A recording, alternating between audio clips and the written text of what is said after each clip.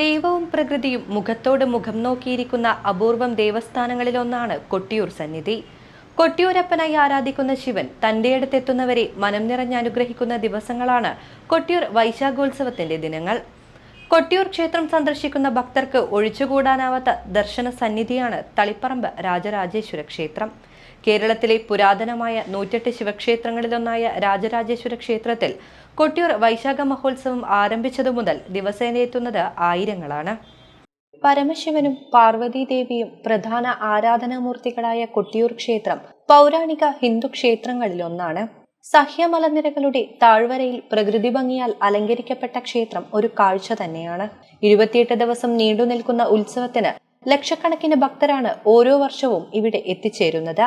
കൊട്ടിയൂർ വൈശാഖോത്സവ സമയത്ത് തളിപ്പറമ്പ് രാജരാജേശ്വര ക്ഷേത്രത്തിലും ആയിരക്കണക്കിന് ഭക്തരാണ് ദർശന സൗഭാഗ്യം തേടിയെത്തുന്നത്. കൊട്ടിയൂരിൽ നിന്ന് 77 കിലോമീറ്റർ അകലെ തളിപ്പറമ്പിൽ സ്ഥിതി ചെയ്യുന്ന മഹാശിവക്ഷേത്രമായ രാജരാജേശ്വര ക്ഷേത്രത്തിൽ ശങ്കരനാരായണ ഭാവത്തിലാണ് ശിവനെ ആരാധിക്കുന്നത്. കർണാടകയിൽ നിന്നും സംസ്ഥാനത്തിന്റെ വിവിധ ഭാഗങ്ങളിൽ നിന്നുമായി നൂറുകണക്കിന് വാഹനങ്ങളാണ് തീർത്ഥാടകരെയും വഹിച്ച് ഇവിടെ എത്തുന്നത്. ദേവസ്വം അധികൃതർ നിയമിച്ച സുരക്ഷാ ഉദ്യോഗസ്ഥരും 50-ൽ പരം നാട്ടുകാരുടെ സന്നദ്ധ സേനാംഗങ്ങളും ഭക്തജനങ്ങളെ നിയന്ത്രിക്കാൻ സജ്ജമാണ്. രാത്രി 8:30 നടയടയ്ക്കാറുള്ള ക്ഷേത്രം ഇപ്പോൾ 1 മണിവരെ തുറന്ന് ദർശന സൗകര്യം ഒരുക്കുന്നുണ്ട്. കൂടാതെ ക്ഷേത്രത്തിലെത്തുന്ന ഭക്തരുടെ തിരക്ക് നിയന്ത്രിക്കാനും സുഗമമായി ദർശനം നടത്താനും വേണ്ട വിപുലമായ സൗകര്യങ്ങൾ ഒരുക്കിയതായി TTK Devaswom president P. Vinod Kumar പറഞ്ഞു. കഴിഞ്ഞ വർഷത്തിന്റെ അനുഭവത്തിന്റെ അടിസ്ഥാനത്തിൽ ഈ വർഷം വിവിധങ്ങളായ ഒരുക്കങ്ങളാണ് രാജരാജേശ്വര ക്ഷേത്രത്തിൽ ഒരുക്കിയിട്ടുള്ളത്. അതിലേറ്റവും പ്രധാനപ്പെട്ട കാര്യം വരുന്ന ഭക്തർക്കൊക്കെ ലഘുഭക്ഷണം നൽകുക എന്നുള്ളൊരു കാര്യമാണ്. കഴിഞ്ഞ വർഷം ഇവിടെ വന്ന പല ആൾക്കാർക്കും രാത്രി വൈകി തൊഴുതു പോകുന്ന സമയത്ത് എവിടെയും ഭക്ഷണം കിട്ടാത്ത ഒരു സാഹചര്യം ഉണ്ടായിരുന്നു. കഴിഞ്ഞ 3-4 ദിവസങ്ങളിൽ 2500-ലധികം ആൾക്കാർ, 3000-ഓളം ആൾക്കാർ ലഘുഭക്ഷണം കഴിച്ച് പോയിട്ടുണ്ട്. അതുപോലെ നമ്മൾ പാർക്കിംഗ് സൗകര്യം വിപുലമായി ഒരുക്കിയിട്ടുണ്ട്. ധാരാളം സെക്യൂരിറ്റി ജീവനക്കാരെയും ഈ പാർക്കിംഗ് മേഖലയിൽ വാഹനങ്ങൾ ക്രമീകരിക്കുന്നതിന് വേണ്ടിയിട്ട് നിയോഗിച്ചിട്ടുണ്ട്. കന്നഡ ഭാഷ, അതുപോലെ ഹിന്ദി, തമിഴ് ഭാഷകൾ അറിയുന്ന ആൾക്കാരെ കൂടി നമ്മുടെ ടീമിലേക്ക് ഉൾപ്പെടുത്താൻ നിശ്ചയിച്ചിട്ടുണ്ട്.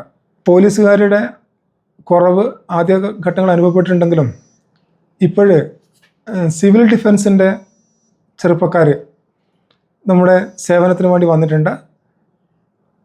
അതുപോലെ മാതൃസമിതി, നാട്ടുകാരുടെ കമ്മിറ്റി, ജീവനക്കാർ എല്ലാവരും ചേർന്ന് ഈ ഉത്സവാഘോഷം ഏറ്റവും മനോഹരമാക്കാൻ വേണ്ടിയിട്ട് സഹകരിക്കുന്നുണ്ട്. ഭക്തർക്കായി ഉച്ചയ്ക്കുള്ള അന്നദാനത്തിന് പുറമെ വൈകുന്നേരവും ദേവസ്വം അധികൃതർ പ്രത്യേകമായി ലഘുഭക്ഷണം വിതരണം ചെയ്യുന്നുണ്ട്. ആദ്യ ദിനങ്ങളിൽ 500 പേരോളം ഉണ്ടായിരുന്നു.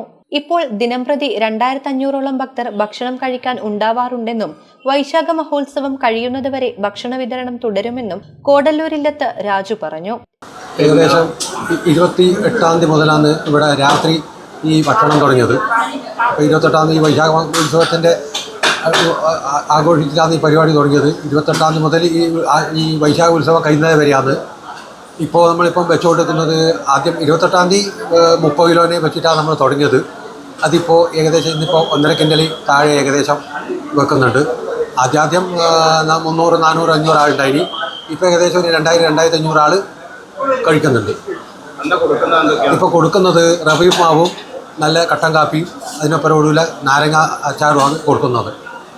ഇപ്പോൾ ഈ ഭക്ഷണം ഉണ്ടാക്കുന്നത് ഞാനും എൻ്റെ അനിയൻ അപ്പൂർ നമ്പൂരിയും, പിന്നെ നമ്മളെ കൂടിയിലെ അശോകനും സുരേഷനും, പിന്നെ നമ്മളെ ഇവരെല്ലാവരും കൂടെ ഇതിലാണ് നമ്മൾ ഈ പണി എടുക്കുന്നത്. പുരുഷന്മാർക്ക് ക്ഷേത്രത്തിനുള്ളിൽ എപ്പോഴും പ്രവേശനമുണ്ടെങ്കിലും സ്ത്രീകൾക്ക് രാത്രികാലങ്ങളിൽ മാത്രം പ്രവേശനമുള്ള അപൂർവ ക്ഷേത്രമാണ് തളിപ്പറമ്പ് രാജരാജേശ്വര ക്ഷേത്രം.